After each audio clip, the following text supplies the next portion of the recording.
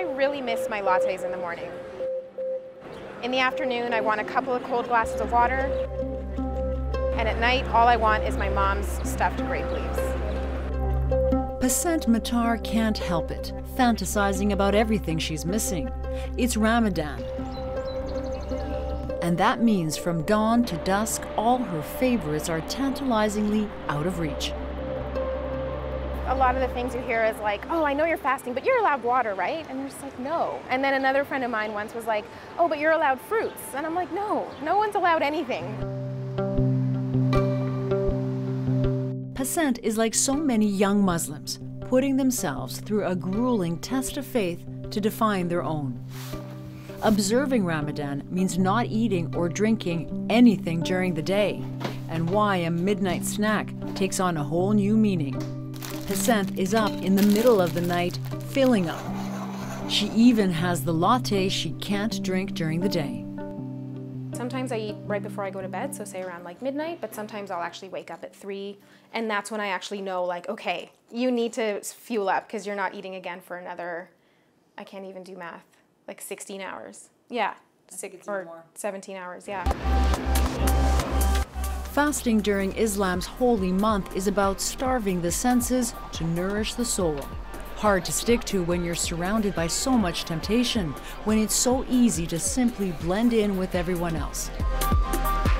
Pasent says she's lapsed in recent years. Living here on her own, far away from family, the holiday felt hollow.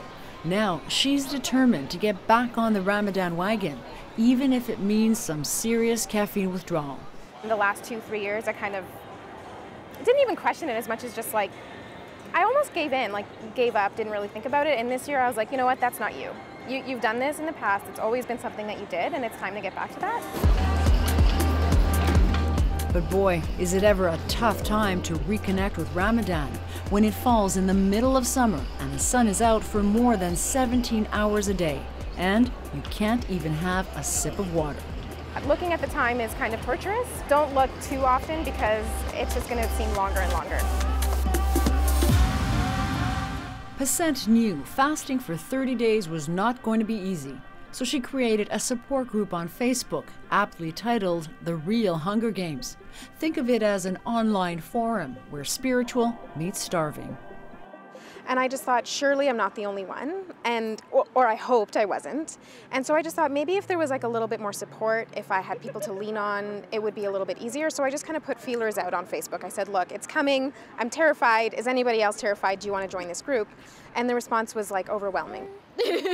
Dozens joined the group in a single day, and the camaraderie offline was instant too.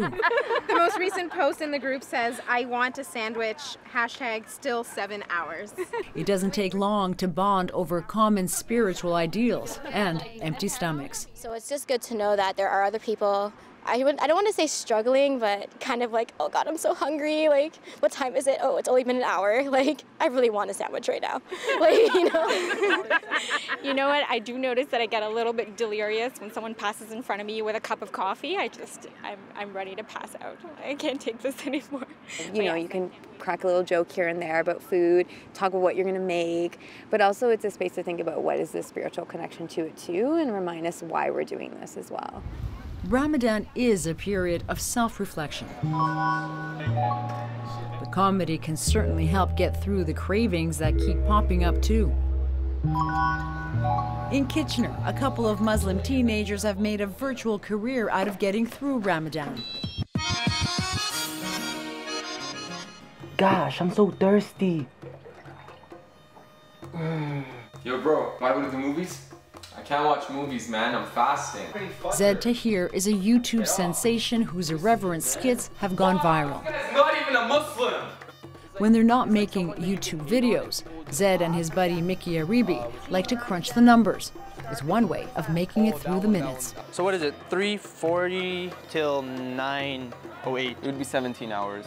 It gets to a point where we're about to eat, and they're like, no, brother, it's 1 more minute. You have to wait 1 more minute, and it's the exact.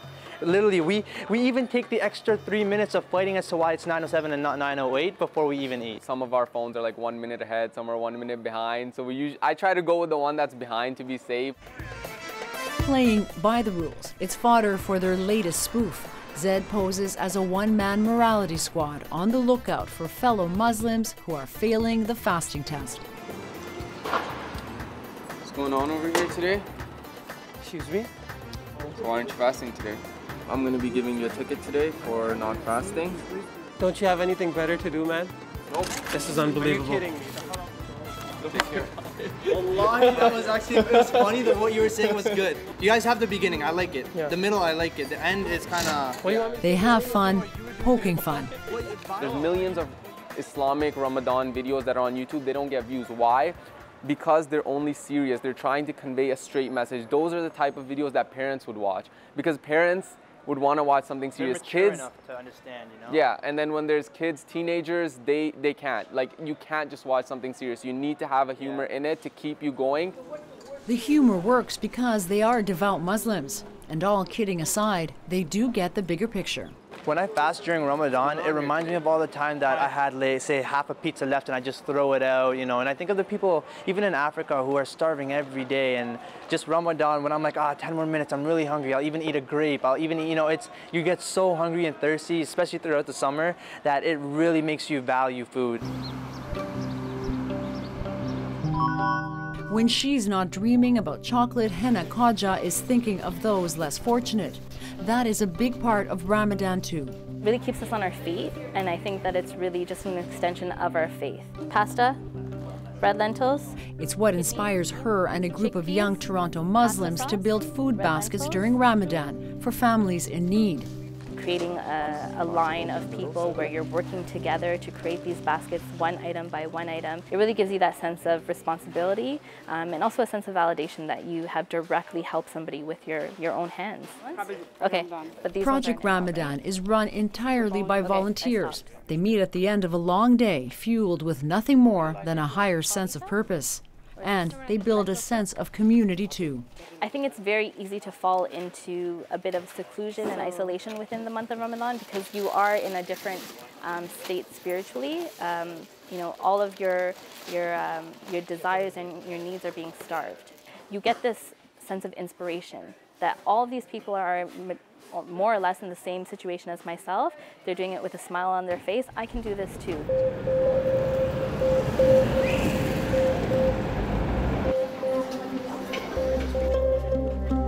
At the other end of the city, dusk finally starts to settle.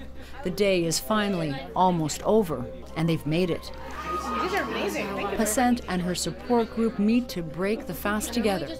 It traditionally begins with dates and water. The feast that follows the fast is a huge reward. But best of all is the feeling that this year, unlike recent ones, Pasent is not letting herself down. At the end of the day, you know it's between you and God, and I was like, yeah, it did feel really bad. And again, nobody knew on the outside, but on the inside I was like, you know better, you know? So this feels good. It feels like a homecoming of sorts, you know? Going home to her faith, it hasn't been easy, and no doubt it will still be tough. No help, thank you. But Pasent says she is seeing the light, especially the one at the end of every day. Joanna Brumeliotis, CBC News, Toronto. Oh, yeah,